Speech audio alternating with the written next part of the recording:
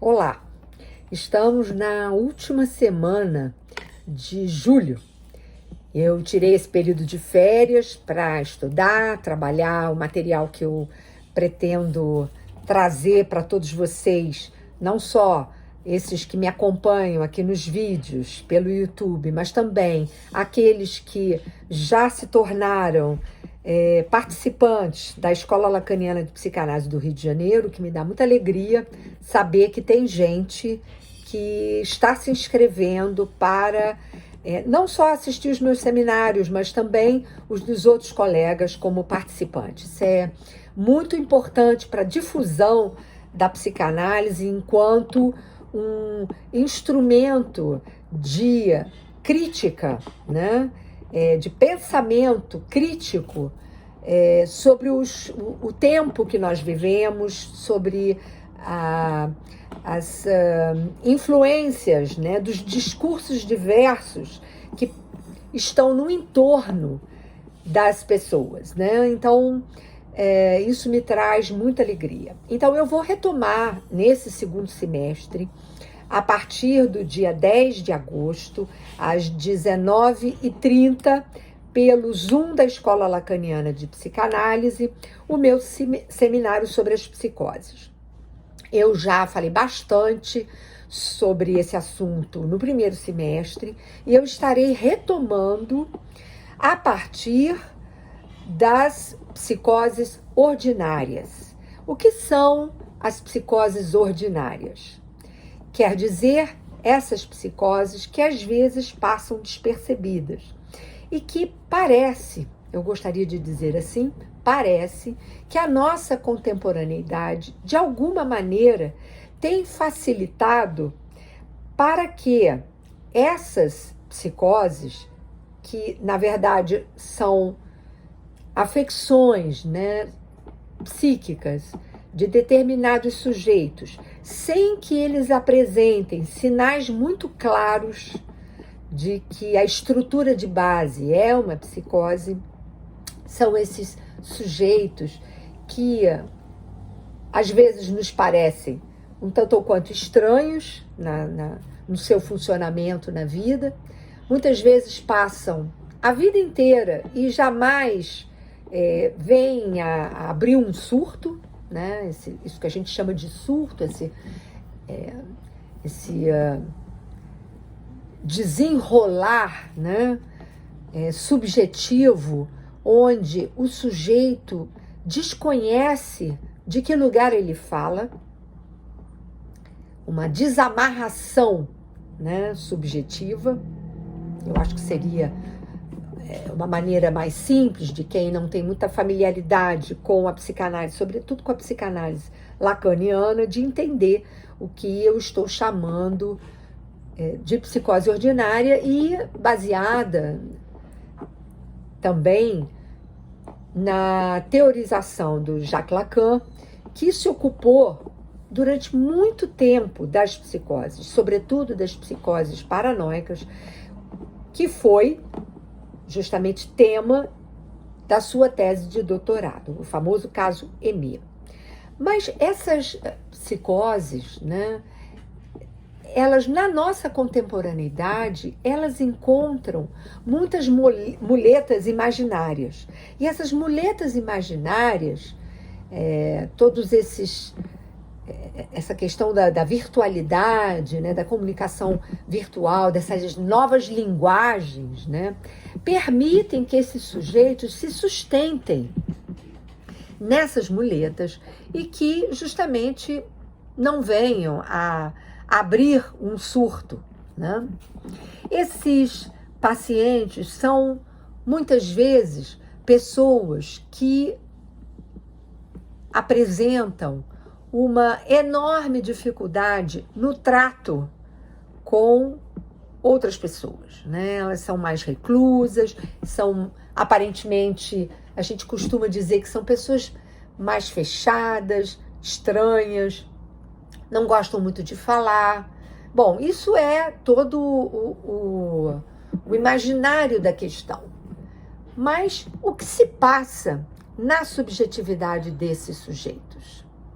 Porque eles não conseguem se colocar como os outros, né? Ou a grande maioria das pessoas, de uma forma onde eles possam falar em nome próprio, né?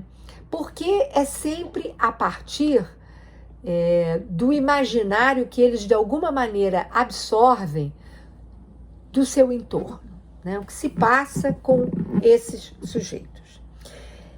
Bom, a grosso modo, porque eu pretendo aprofundar essa questão no próximo vídeo, a grosso modo, a gente pode dizer que esses sujeitos, como em toda questão da psicose, eles não se sustentam a partir de uma falta originária.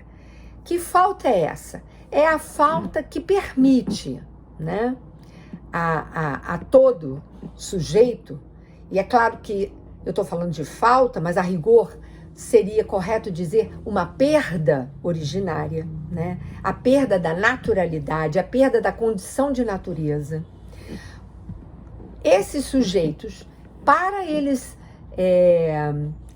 se encontrarem junto a outros, eles se utilizam de todo um recurso, né, que a gente pode também dizer que os neuróticos utilizam, que é a possibilidade de falar, são sujeitos que falam, que estão na vida, que muitas vezes são muito bem-sucedidos. Aliás, é interessante porque às vezes eles são extremamente bem-sucedidos, sobretudo nas profissões das matemáticas, nas profissões que não demandam muito o trato com o outro, né? São pessoas que são boas para questões de estatística ou estão nos esportes, são muitas vezes atletas de alta potencialidade, que se desenvolvem muito, às vezes são grandes matemáticos, grandes físicos, grandes químicos, mas a característica fundamental e que eu estou falando dessa apresentação, que eu poderia dizer um layout desses sujeitos, eles são estranhos, eles têm dificuldade de desenvolver um discurso onde a gente perceba que eles estão ali de fato como sujeitos, né? Eles falam como se eles estivessem falando de uma outra pessoa, de um personagem. A outra característica que eu acho também que é importante salientar é o fato de que isso que eu chamei de perda, né, e que é percebido na neurose como uma falta originária, se caracteriza por um significante primordial que Lacan nomeou de nome do pai. Esse significante, nome do pai, que será depois metaforizado ao longo da experiência edípica de cada sujeito, exatamente porque este significante falta, essa operação, né, a operação edípica enquanto tal, ela não se finaliza, ela não se complementa. Esses sujeitos ficam fixados e muitas vezes eles regridem, né, no caso das psicoses ordinárias, como eu chamei, ao segundo tempo, né, a esse segundo tempo do narcisismo. Enquanto nas esquizofrenias há um retorno, né, ao primeiro tempo, a esse tempo do narcisismo primário, nas psicoses ordinárias e também nas paranoias, nós vamos ver que estes sujeitos ficam aprisionados, fixados a esse segundo tempo da estruturação, que é o do narcisismo secundário. Então, isso significa dizer que eles entram, sim, na historieta edípica, mas eles entram sem complementá-la, sem terem como resultado do Édipo, né, a metáfora paterna e a experiência da lei fixada para esses sujeitos. Essa lei que a gente chama de super-eu. Então, isso quer dizer o quê? Que super-eu é esse? Esse super-eu é aquele que permite, por exemplo, que a gente meça as palavras quando a gente se dirige a qualquer outro. O que é muito típico desses sujeitos é que eles falam sem filtro, a gente pode dizer. Falam o que vem à cabeça. E isso os faz, né, estranhos aos olhos de uma outra pessoa qualquer. Então, o que eu acho importante que vocês guardem nessa suave introdução que eu estou fazendo do problema, que esses sujeitos, primeiro, a estruturação é uma estruturação que faz com que eles sejam fixados, né, uma regressão, e eles são fixados nesse segundo tempo de estruturação, que é o do narcisismo secundário. Não há ali uma efetividade do nome do pai como significante que sustenta todos os outros significantes, tudo isso que encadeia um discurso próprio para cada sujeito.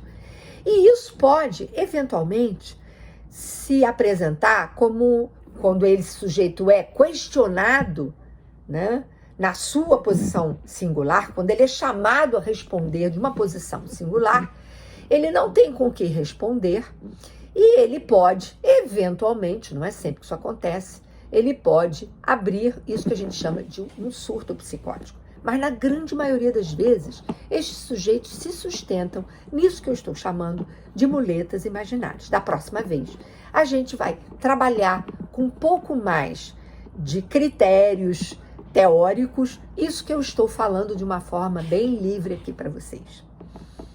Mas, na verdade, o convite é para que vocês no dia 10 estejam lá me assistindo.